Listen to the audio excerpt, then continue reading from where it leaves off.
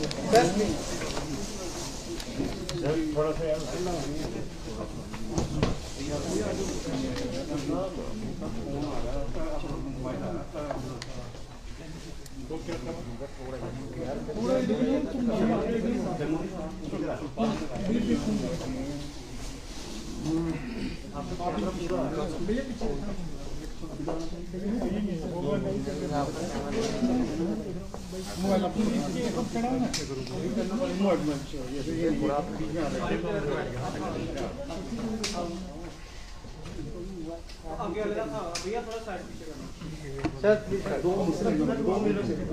2 minute बस आप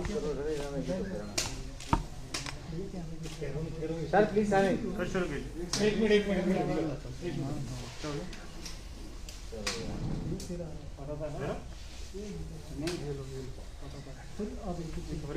आप भी मतलब बैठिए। नहीं बैठिए। चलो यार छोड़ दो। अरे शुरू करो सर। करा मैं शुरू? I thank you all for having joined us for this brief press conference, and that too on a very short notice. You must have witnessed that there have been some rounds of talks already at various levels with the employees of the Power Development Department who have gone on an indefinite strike. And just few hours back also we were there discussing the issues over with them. The press conference actually is to highlight certain points. I would just like to mention that the power sector reforms, they are inevitable. The government of India has clearly told us to ensure that the reformation is in place. Whatever funds and grants that are going to come now in the power sector are going to be linked with certain verifiable objective criteria and achievable parameters.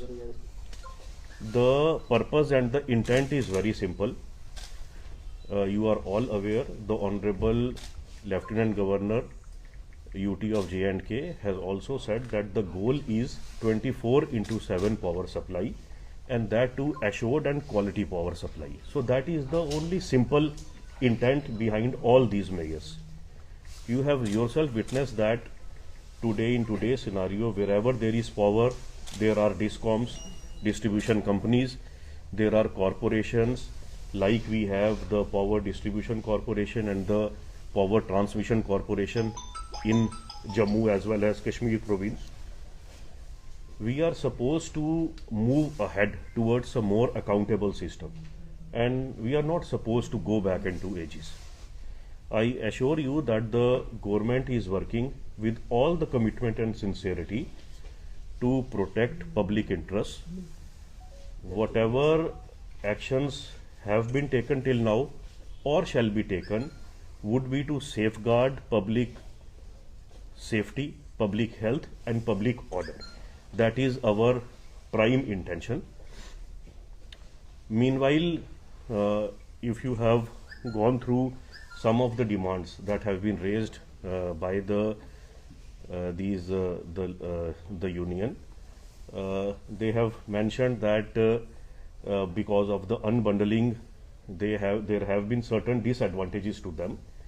I would like to bring forth the point that already it has been clarified, codified, and the government order issued in writing once this unbundling was done around 2 years back, that none of the service condition, the pay structure, the salary, the pensionary benefits, none of it would be altered to the disadvantage of any of the employees of the Power Development Department.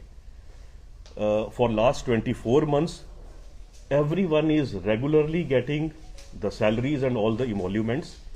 There might have been certain delays somewhere down the line, and the MD of the corporations have clearly told that a mechanism can be evolved to ensure that there is a hassle-free and a streamlined, timely payment system. So I think that always can be worked out. There was certain demand of regularization. For that also, there is already a mechanism of a qualifying criteria in place. and mechanism is already there. Meanwhile, the issues pertaining to the joint venture that has been there, already the government has agreed that it has been put to hold. There can be a working group to work out the further modalities for the same. So if you have yourself gauged, the government has already acceded to all the demands, and as we said during the briefing also that was there few hours back with the union leaders, certain policy related issues and service related issues, they cannot be decided off the cuff and orders issued on the spot. It requires some kind of a joint working group and some time frame to adjudicate and decide upon such matters. So I think the stand of the government is quite clear. We are going to take steps to safeguard the public interest. Right now, what is the power scenario? I would like the MD JPDCL to brief you what kind of outages we are facing at present and what are the modalities in place. Thank you, sir.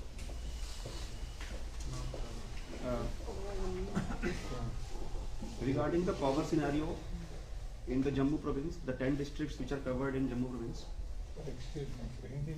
हाँ जी, जो Jammu province है जिसमें 10 जिले आते हैं, इसके अंदर हमारे पास जो ट्रांसमिशन लेवल पर 136 फीडर हैं 33 किलोवोल्ट कैपेसिटी से। ये जो 136 फीडर हैं, they are under the domain of Jammu Kashmir power transmission company limited. इसके अलावा डिस्ट्रीब्यूशन एंड पे हमारे प्रोविंस में 1096 फीडर हैं 11 kV कैपेसिटी। ये जो 1096 फीडर हैं, ये हमारी डिस्ट्रीब्यूशन कंपनी के अंडर आते हैं। फीडर के अंदर आगे मतलब एक फीडर लगभग 25 से 40 किलोमीटर की लेंथ का एवरेज होता है, और सारे जो डिस्ट्रीब्यूशन ट्रांसफार्मर है उससे कनेक्ट होकर आगे बिजली देते हैं। जो मैंने 136 ट्रांसमिशन फीडर की बात करी, हमारा पहला ऑब्जेक्टिव था उसको ठीक करना ताकि बिजली रिसीविंग स्टेशन तक पहुंचे आगे डिस्ट्रीब्यूट करने के लिए। तो मैं बताना चाहूँगा 136 में से 50 फीडर हमारे जम्मू एंड आसपास के जो एरिया हैं वो 12 स्टेशन के थ्रू चलते हैं। इन 12 स्टेशन के अंदर अभी की स्थिति में 2 ही फीडर, अभी 2 के अलावा बाकी सारे फीडर हमने अप कर दिए हैं। हमारी जो टीम थी, हमारे चेयरमैन साहब, हम और हमारे कुछ हमारे साथ लोग थे, हमने मिलके सारे फीडर अप कर दिए। 2 फीडर ऐसे हैं जिसमें एक में टीम गई है, बर्न का फीडर जो है, और एक बिश्ना में है जो शहर को केटर करता है, वो भी डाउन है। वो उम्मीद ये है कि कल 12 बजे तक वो भी बन जाएगा। इससे कम से कम हमारे पास पीछे से पावर आना सुनिश्चित हो जाएगा। इसके आगे जो डिस्ट्रीब्यूशन होता है, हमें ये बिजली जो आई हमारे पास, इसको हमने आगे डिस्ट्रीब्यूट करना है, वो 1096 फीडर है। उसके अंदर हमने वो हमारे पास 366 स्टेशन हैं जहाँ से ये 1096 फीडर निकलते हैं। ये 10 जिलों में स्प्रेड आउट है। इसके अंदर हमने, हमारे चेयरमैन साहब भी यहाँ पे उपस्थित हैं, मिस्टर जगमोहन शर्मा, हमने यहाँ पे बैठ के स्ट्रेटेजी बनाई है कि इसके अंदर हमने प्रायोरिटी 1, प्रायोरिटी 2 और प्रायोरिटी 3 के फीडर आइडेंटिफाई किए हैं। प्रायोरिटी 1 में जो हमें एकदम तुरंत ठीक करवाने हैं, ऐसे 50 हमारी लोकेशंस हैं। उसके बाद 35 और 35, इन 50 लोकेशंस में हमने टीम्स भेजी हैं, टेक्नीशियंस को हमने ट्रेन करके, इसमें हमने आर्मी से भी रिक्वेजिशन की है हेल्प, इसमें टीम्स भेजी है, और ये हमारी उम्मीद है कि भी कल शाम तक हम इसमें कुछ प्रोग्रेस दिखा पाएंगे। अगर आप ओवरऑल सिनेरियो की बात करते हैं तो इसके अंदर जहाँ पर हमारा लोड 1100 मेगावाट होना चाहिए पूरे प्रोविंस में, तो अभी 600 मेगावाट पे चल रहा है, लगभग 55% क्षमता पर चल रहा है। यानी कि हम ये मान सकते हैं कि लगभग 45% सिस्टम जो है अभी डाउन है। हमारा प्रयास है कि पहले जो ट्रांसमिशन, जैसे मैंने बताया, ट्रांसमिशन को पहले हम सही करें। तो मैं मतलब बताना चाहूँगा कि शहर में काफ़ी हद तक वो ठीक हो गया, और इसके बाद हमारा सेकंड है, इसमें हमारी टीम्स ओवरनाइट भी काम करेंगी, क्योंकि अब जो डिस्ट्रीब्यूशन सिस्टम है उसके ऊपर हम मेहनत करके और आर्मी की और अदर एजेंसीज की हेल्प लेकर उसको भी हम रिस्टोर करें। जी, यहाँ एक क्वेश्चन आता है कि आप कह रहे हैं कि हम उनको रेस्टोर करेंगे जो हमारे ट्रांसमिशन हैं। बड़ी बात इसमें यह है कि जो आपको आउटसाइड लाइनें लगी हुई हैं, उनको आर्मी कैसे रेस्टोर करेगी? Sir, I spoke to army officials on ground. They said that we won't be able to restore them. We can only operate them. This is on ground reality. आप इसमें देखिए, army is not only restoring, please हमारी एक joint teams बन रही हैं। हमारे पास एक टेक्निकल ग्रुप भी है, ठीक है, जो हमने वेरियस अपने जैसे कंपनीज के थ्रू जो हमारे साथ काम कर रहे हैं, स्पेशली RECPDCL जो गवर्नमेंट ऑफ इंडिया की कंपनी है, power grid corporation of India, इनके टेक्निकल वर्कर्स भी हैं, वो हमारे साथ इसमें इन्वॉल्व है। उनको हमने मास्टर ट्रेनर्स भी बनाए हैं, वो हमारे जो आर्मी के टेक्निकल लोग हैं उनको ट्रेन भी करेंगी और वो खुद भी जो है रिस्टोरेशन में हेल्प करेंगे। ऐसे ऐसे 5-5, 4-4 लोगों के टेक्निकल दल बनाए गए हैं और उनके साथ आर्मी स्क्वाड भी रहेगा और वो जो वेरियस साइट्स है क्रिटिकलिटी के हिसाब से वहाँ पर जाकर जो संधारण का काम है, मेंटेनेंस और रिपेयर का काम है, उसको इम्प्लीमेंट करेंगे। एक बात मैं कहना चाहता हूँ, ये जो स्ट्राइकिंग एम्प्लॉयज़ है इनके साथ 2-3 राउंड वार्ता हुई है, 2 बार MD साहब ने बातचीत की है और आज शाम हमारी बातचीत हुई। आप में से कुछ लोग उस मौके पे मौजूद भी थे। जो उनकी जो ग्रीवेंसेस हैं उनको पॉइंट वाइज रिड्रेस किया गया, जो कि MD साहब ने उस वक्त वहाँ पे मौके पे बताया। कुछ इमीडिएटली रिड्रेस हो गए हैं, कुछ रिड्रेस एक प्रोसीजर के तहत होंगे जो कि हो जाएंगे। हमारी तरफ से उनको ये गुजारिश की गई थी कि लोगों को काफ़ी असुविधा हो रही है, जिसके कारण आप इस स्ट्राइक को जो हमने आपको आश्वासन दिए हैं उसकी बेसिस पे आप कॉल ऑफ कर लें। उस पे वो विचार कर रहे हैं, मुझे उम्मीद है कि वो विचार करके इसको कॉल ऑफ कर लेंगे। मीनवाइल लोगों की असुविधा जितनी भी कम की जा सके उसके लिए गवर्नमेंट की तरफ से प्रयास किए जा रहे हैं, जो कि आपको डिस्कॉम साहब ने और MD साहब ने बताया। मुख्तलिफ एजेंसीज जो आउटसाइड जो PDD के एम्प्लॉयज़ की एजेंसीज हैं उनसे या आर्मी से जो भी जितनी भी मदद हो सके, कोशिश ये है कि लोगों को कम से कम दिक्कत पेश आए जो स्ट्राइकिंग एम्प्लॉयज़ की वजह से जो हो रही है। वो अभी भी हमारी बातचीत का सिलसिला जारी रहेगा और मुझे उम्मीद है कि ये जो स्ट्राइकिंग एम्प्लॉयज़ हैं वो हमारे आश्वासन से आश्वस्त हो जाएंगे और अपनी स्ट्राइक को कॉल ऑफ कर लेंगे और हम अपने प्रयास में किसी तरह की कोई कमी नहीं रखेंगे। अगर हमारी जो प्रयास जो चल रही है, लोगों को जो इलेक्ट्रिसिटी सप्लाई रिस्टोर करने की जो प्रयास है, उस पर हम जो भी मीन्स अप्लाई कर रहे हैं उसमें अगर कोई खलल डालता है या उसमें रुकावट पैदा करता है उसके खिलाफ सख्त कार्रवाई की जाएगी। उस पर कोई ये ना समझे कि वो उसको बख्शा जाएगा और अगर वो पीसफुली अपनी बात रखना चाहते हैं उसमें हमें कोई परेशानी नहीं है, वो हमारे पास आए अपनी बात रखें। हमने ऑलरेडी उनको आश्वस्त कर दिया है और भी किसी तरह की क्लैरिफिकेशन की जरूरत हो हम हमेशा तैयार हैं। तो मेरे ख्याल से डिप्लोम साहब, आपको नहीं लगता है कि एम्प्लॉयज की तरफ से पहले ये कहा गया था कि हम स्ट्राइक पे जाएंगे, ग्रेविटी को समझने में आप लोगों से चूक हुई है? क्योंकि आपकी जो बातचीत उनसे शुरू हुई है वो जब वो लोग प्रोटेस्ट पे जा चुके थे, सेफगार्ड करते हुए उन फैसलों को लिया गया है। तो ये कोई ऐसा नहीं है कि एट द लास्ट मोमेंट जो है something new things have come up. अगर लंबी चलती है तो आने वाले दिनों में किस तरह का जवाब?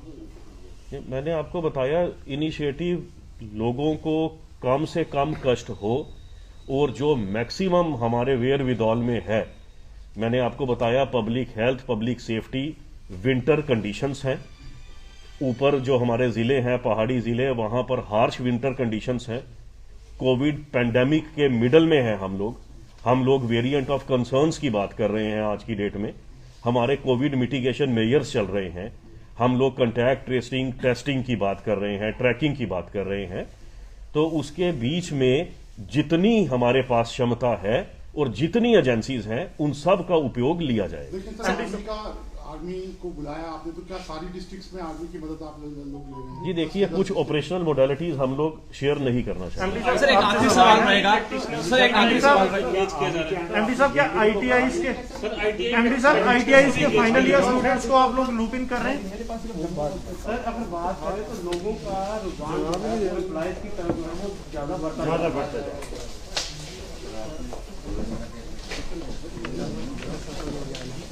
जानकारी के लिए देखते रहिए आप।